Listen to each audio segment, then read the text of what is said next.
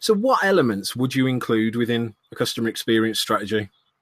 Yeah, so the strategy of the strategy and then the tactical. So kind of a two-part. The strategy of the strategy is, yes, big corporations like mine or startups where I've been before, you typically have some sort of corporate strategy that says, here's what we're going to do for a 3-year plan or a 5-year plan.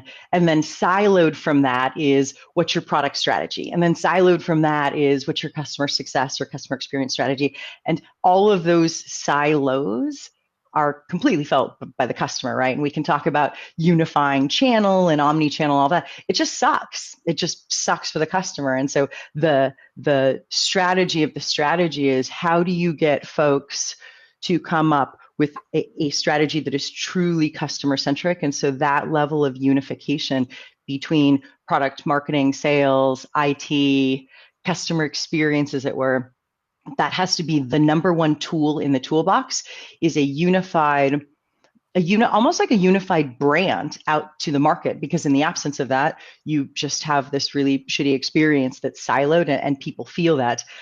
How do you know what that is? Well, then that gets into the tactical side. So a few really tactical tools that I like. I found a tremendous amount of success with customer journey mapping, and we can double click into whatever of those that's interesting. But essentially, customer journey mapping is two parts. It's thinking about the particular experience that you want to understand from your customer, bookending it, and then it's the top half of the page is, what is the customer doing and interacting with and feeling, and then the bottom half of this page is, what's happening inside of your company. What are the people, the process, the technologies that make that true?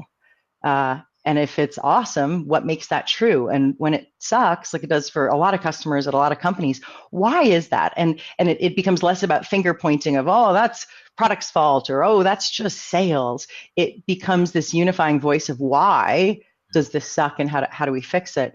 Another tool I really like is customer listening, whether that's your net promoter system, not just the score, whether that's your customer satisfaction survey, CSAT, whether that's the effort, the effort score, even the NPS transaction scores. I think the suite of those essentially say, I'm listening to you, I hear you, and our brand promise out to the market, our meaning any brand, becomes something like, hey, everything that we do as a company, we do because we're listening to you, because we've heard you, and we want your business, we want your wallet share. Like we can't hide behind this idea that we just really want you to like us and we really want you to pick us. That's bullshit, and customers know it is. So if we're just honest and saying, hey, we want to have a conversation with you because we want to understand how things are going for you in your world,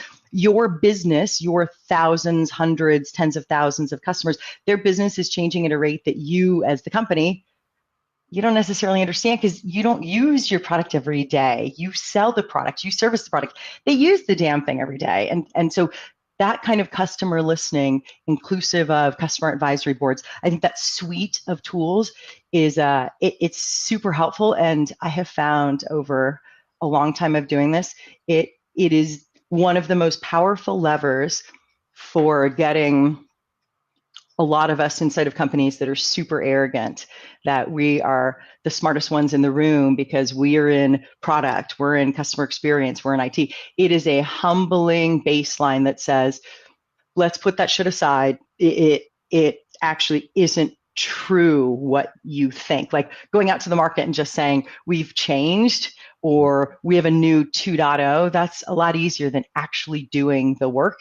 And to understand that delta is where I think all of those listening programs come in.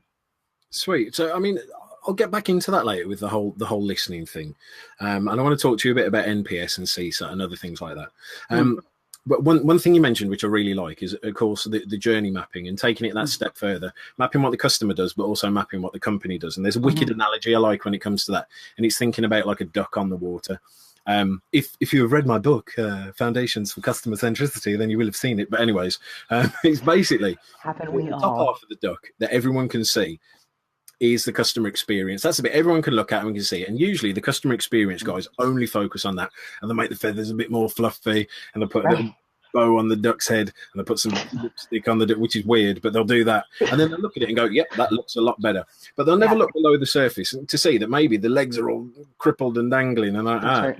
Whereas the process guys, the internal guys, the systems guys, the technology guys, they tend to only look below the surface, and they'll look at the legs and they'll say, okay, how do we make them more efficient, more effective? How do we automate them, put little propellers on them? Fantastic.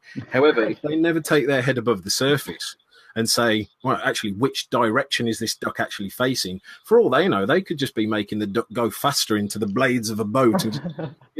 And, but there is a third element to it as well, which I think comes back to one of your earlier points, that it's not just the top half of the duck, it's not just the bottom half of the duck, but it's the water that the duck lives in as well, the ecosystem, the environment, the habitat.